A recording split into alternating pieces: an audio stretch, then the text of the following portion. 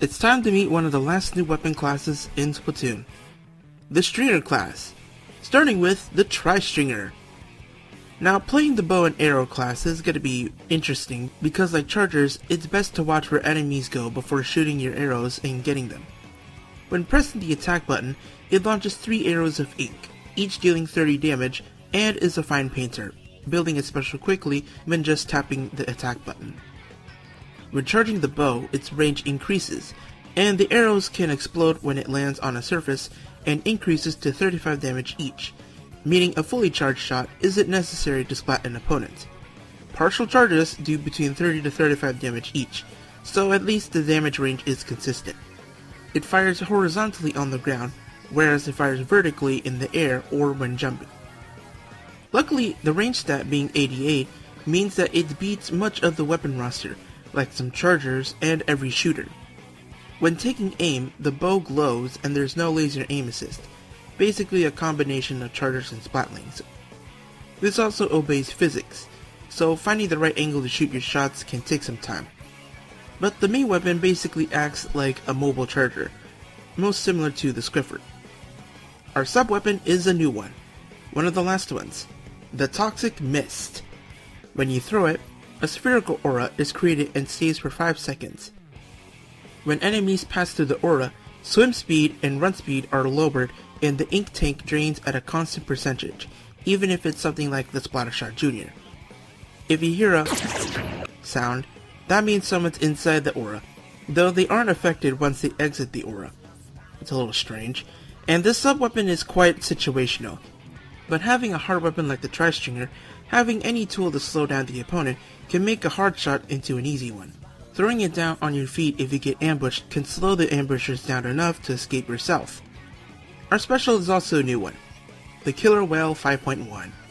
Upon activation, it summons 6 small megaphones and will follow any player that it targets, meaning some megaphones can target one enemy and others will target another, like if one opponent is hiding in the ink and another opponent is going after one of your team members. After spawning, they fire an ink laser for 6-ish seconds. Each megaphone deals damage individually, 3.5 damage every 5 frames, in other words 42 damage per second, and will stay firing even if you get spotted. Or can just go in any random direction in the event all 6 megaphones defeat their targets, or if all 6 of them are just placed on one individual. In the event you get targeted by one, you can also use the squid rolls to pivot away from the lasers. Just like the Toxic Mist, Killer Whale 5.1 allows you to trap and slow your opponent down, or even get them away from a specific area and punish slower attackers like a Dynamo Roller. One strategy is to activate the Killer Whale 5.1, toss a Toxic Mist so they'll be in range to deal with the lasers, and as it chips away at their enemy's HP, this allows some non-fully charged shots to target them. One main and 2 subs of Inksaber sub can allow for 2 Toxic Mists, and I personally like that strategy a lot, though for most players, not really. Onto the Inkline Tri-Stringer, our second set. It's equipped with the Sprinkler. Not much to say here. Launch one in a high spot and get more coverage to get your special, and can sometimes be used as bait. What special does it build up to? Super Jump. Alright. Aside from providing more ink to swim around in, this too can also be used as bait. The instinct is to destroy the chumps, so ready a charged shot from far away and flank them as they destroy the chumps. Even if a chump gets some chip damage, that also allows some non-fully charged shots to get them. Pretty basic. Now our third kit is the Bulbs Tri-Stringer, equipped with the Angle Shooter.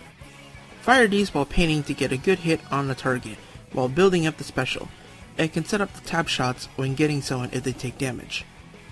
With a direct hit, a non-fully charged shot can take them out. The special is also a new one, the Inkjet. Just like the Zipcaster, a recall marker is placed on the player's last ground position, and takes 7.5 seconds to stay in the air before coming back to the jump point. During the duration, it can shoot 7 shots with the range equivalent to the Splatter Scope.